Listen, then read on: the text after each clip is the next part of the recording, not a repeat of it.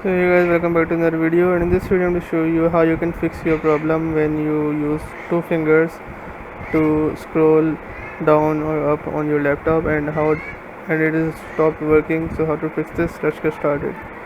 First, what you need to do is get over to your desktop and just search for mouse settings in the search menu. Just click on mouse settings and then click on additional mouse settings. Now click on pointers and then just drop down this menu and then select Windows black large systems key. Once you do this, click on apply, OK, and then hopefully your problem solves.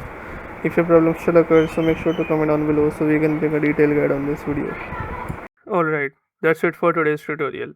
I really hope this video helped you solve your problem or learn something new about your PC. My goal on this channel is to make everything about computers simple and easy, whether it's fixing errors, downloading software or any game, boosting performance of any Windows or any game, or understanding new tools. If this video was helpful in any way, don't forget to hit the like button because it really motivates me to keep bringing you more useful content.